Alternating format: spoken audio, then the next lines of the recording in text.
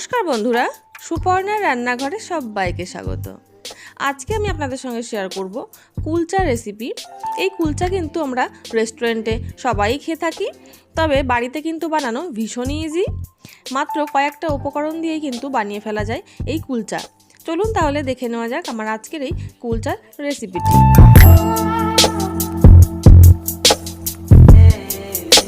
আমি 500 গ্রাম ময়দার কুলচা বানাবো, তার জন্য 100 গ্রাম নিয়েছি টক দই। এবার এই টক দইয়ের মধ্যে দিয়ে দেবো হাফ চামচ পরিমাণে বেকিং সোডা আর 1 চামচ দিয়ে দেবো বেকিং পাউডার। এবার এই বেকিং সোডা আর বেকিং পাউডার দিয়ে দইয়ের সঙ্গে খুব ভালো করে মিশিয়ে নেব, যাতে দইয়ের মধ্যে ফার্মেন্ট হওয়া শুরু করে। এবার এইভাবেই দইটা রেখে দেবো 2 থেকে 3 মিনিট। 2 থেকে 3 মিনিট পরে দেখুন কত সুন্দর দইটার মধ্যে কিন্তু ফার্মেন্ট হয়ে গেছে। এবার ময়দাটা মেখে নেব। তার জন্য আমি 500 গ্রাম ময়দা একটা বড় পাত্রের মধ্যে নিয়ে নিয়েছি। এবার এই ময়দার মধ্যে স্বাদের জন্য দিয়ে দিচ্ছি 2 চামচ পরিমাণে চিনি আর 1 চামচ দিয়ে দেব লবণ। এবার লবণ আর চিনিটা প্রথমে ময়দার সঙ্গে খুব ভালো করে মিশিয়ে নেব। মেশানো হয়ে গেলে এবারের মধ্যে দইটা দিয়ে দেব আর দিয়ে দেব 1 থেকে 2 চামচ পরিমাণে সাদা তেল। তেলের পরিমাণটা কিন্তু খুব বেশি দেব না। এবার দই আর তেলটা ময়দার সঙ্গে খুব ভালো করে প্রথমে মিশিয়ে নেব। মেশানো হয়ে গেলে অল্প অল্প করে জল দিয়ে একটা নরম কিন্তু ডো বানিয়ে নিতে হবে। একবারে বেশি জল দিচ্ছি না, অল্প অল্প করে দিচ্ছি। ময়দাটা কিন্তু একটু নরমই করতে হবে, শক্ত করলে কিন্তু কুলচাগুলো সফট হবে না, তখন কিন্তু একদম ড্রাই হয়ে যাবে। তার জন্য একটু নরম করেই মাখছি। ময়দাটা মোটামুটি মাখানো হয়ে গেছে। এবার ওপর থেকে সামান্য একটু সাদা তেল মাখিয়ে নিয়ে ঢাকা দিয়ে রাখতে হবে আধ ঘন্টা মতন।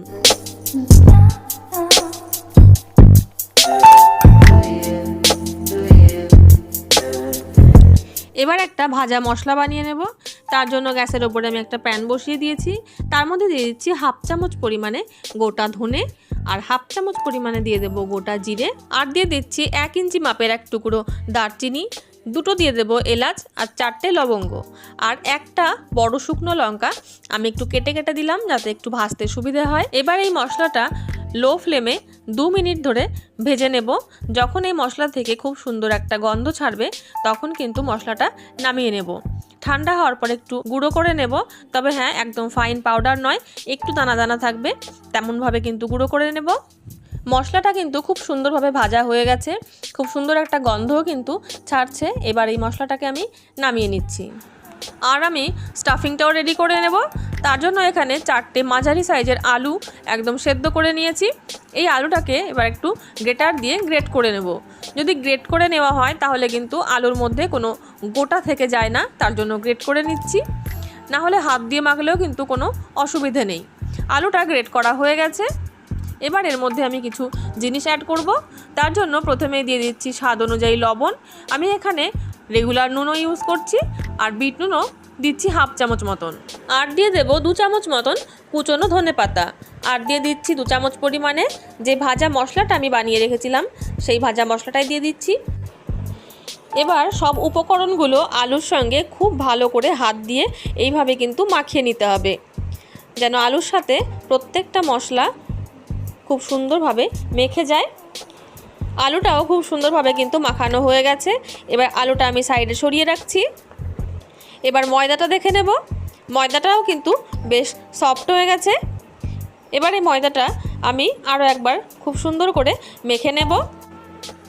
ময়দাটা কিন্তু আমি বেশ নরম করে মেখেছি, তার জন্য একটু চটচটে হয়ে আছে। তার জন্য আমি হাতে একটু অল্প করে সাদা তেল দিয়ে তারপরে কিন্তু আবারও ময়দাটা ভালো করে মেখে নিলাম। ময়দাটা কিন্তু মাখিয়ে নেওয়া হয়ে গেছে। এবার এর থেকে লেচি কেটে নেব। আমি কুলচাগুলো যেখানে বেলবো সেখানেই কিন্তু ময়দাটা আমি নামিয়ে নিলাম। এবার 2 হাত দিয়ে এইভাবে প্রথমে লেচিগুলো বানিয়ে নেব। লেচিগুলো কিন্তু একটু বড় রাখতে হবে, ছোট হলে কিন্তু ভেতরে স্টাফিং দেওয়ার পরে যখন বেলতে যাব তখন কিন্তু ফেটে যাবে। তার জন্য কিন্তু লেচিগুলো একটু বড় বড় রাখবো। সব লেচি কটা কিন্তু আমি কেটে নিয়েছি। এবার কুলচাগুলো বানিয়ে নেব। তার জন্য প্রথমেই একটা করে লেচি নিয়ে এইভাবে কিন্তু হাতের মধ্যে একটু বাটির মতন একটা শেপ দিয়ে নেব। তারপরে এর মাঝখানে স্টাফিংয়ের যে আলুটা বানিয়ে রেখেছিলাম সেই আলুটা দিয়ে দেবো 1 চামচ। আলু দিয়ে ময়দাটা এইভাবে কিন্তু মুখটা বন্ধ করে নেব। এবার হাতের মধ্যে এইভাবে ময়দাটা একটু গোল করে নেব। এবার বেলে নেব। বেলে নেওয়ার জন্য প্রথমে আমি নিচে কিন্তু একটু শুকনো ময়দা ছড়িয়ে নিয়েছি। ময়দাটা কিন্তু ওপরে দেব না। যদি ওপরে ময়দাটা দেওয়া হয় তাহলে আমি শেষে সাজিয়ে নেওয়ার জন্য যে কালো জিরে বা ধনেপাতাটা ব্যবহার করব, সেই ধনেপাতার কালো জিরেটা কিন্তু মাখা ময়দার ওপরে কিন্তু আর লাগবে না। তার জন্য আমি ওপরে কিন্তু ময়দাটা দেব না। প্রয়োজন হলে সামান্য একটু তেল দিয়ে তারপরে কিন্তু বেলে নেব। একটা কুলচা কিন্তু বেলে নিয়েছি। এবার এর ওপরে ছড়িয়ে দিচ্ছি সামান্য একটু কালো জিরে। এটা কিন্তু যদি কারোর পছন্দ না হয় না দিতেই পারেন, এটা কিন্তু পুরোপুরি দেখার জন্য দেওয়া। যদি আপনাদের কাছে কালো তিল থাকে তাহলে কিন্তু কালো তিলও ব্যবহার করতে পারেন। আর দিয়ে দিচ্ছি সামান্য একটু কুচনো ধনেপাতা। এবার ওপর দিয়ে খুব হালকা হাতে বেলনা দিয়ে একবার জাস্ট বেলে নেব। তাহলে কি হবে, এই কালো জিরে আর ধনেপাতাটা ময়দার সঙ্গে খুব সুন্দরভাবে কিন্তু আটকে যাবে। একটা কুলচা কিন্তু বেলা হয়ে গেছে। এবার এটা ভেজে নেওয়ার জন্য আমি গ্যাসের ওপরে একটা প্যান বসিয়ে দিয়েছি। প্যানটাকে কিন্তু প্রথমে হাই ফ্লেমে খুব গরম করে নিতে হবে। যখন খুব গরম হয়ে যাবে প্যান, তখন এর মধ্যে অল্প একটু জল ছড়িয়ে দিয়ে তারপরে কিন্তু মাঝখান দিয়ে কুলচাটা আমি দিয়ে দেব। প্যানটা খুব গরম থাকার কারণে কিন্তু জলটা একদম সঙ্গে সঙ্গেই শুকিয়ে গেল। তার জন্য আমি আর একটু জল দিয়ে দিচ্ছি। এবার কিন্তু ঢাকা দিয়ে দেব। ঢাকা দিয়ে 1 থেকে 1.5 মিনিট রেখে দেব। এবার ঢাকাটা খুলে একবার দেখে নেব। দেখুন কুলচাটা কিন্তু খুব সুন্দরভাবে ফুলে গেছে। এবার এই কুলচাটার ওপরে আমি সামান্য একটু বাটার দিয়ে দেব। এবার কুলচাটা উল্টে দেব। উল্টে দিয়ে ওপরের দিকটাও কিন্তু হালকা লাল করে আমি ভেজে নেব। দেখুন ওপরের দিকটাও কিন্তু কত সুন্দর কালার হয়েছে। এবার কুলচাটা আমি নামিয়ে নিচ্ছি। আরও একটা কুলচা আমি আপনাদেরকে ভেজে দেখাবো। প্রথমে অল্প একটু জল দিয়ে দিলাম। জল দিয়ে দিচ্ছি আরও একটা বেলে নেওয়া কুলচা। আবার ঢাকা দিয়ে দেব। আবার প্রায় 1 থেকে 1.5 মিনিট পরে আমি ঢাকনাটা খুলছি। দেখুন কুলচাটা কত সুন্দরভাবে ফুলে গেছে। এবার আমি ওপর থেকে আবারও একটু বাটার দিয়ে দিচ্ছি, দিয়ে উল্টে দেব। দুদিক থেকেই কিন্তু উল্টে পাল্টে একটু লাল করে আমি ভেজে নিচ্ছি। খুব বেশি কিন্তু কুলচাগুলো লাল করা যাবে না, তাহলে কিন্তু দেখতে একদমই ভালো লাগবে না। আমি একইভাবে সব কুলচাগুলো কিন্তু ভেজে নেব। তৈরি হয়ে গেছে আমার আজকের রেসিপি আলু কুলচা।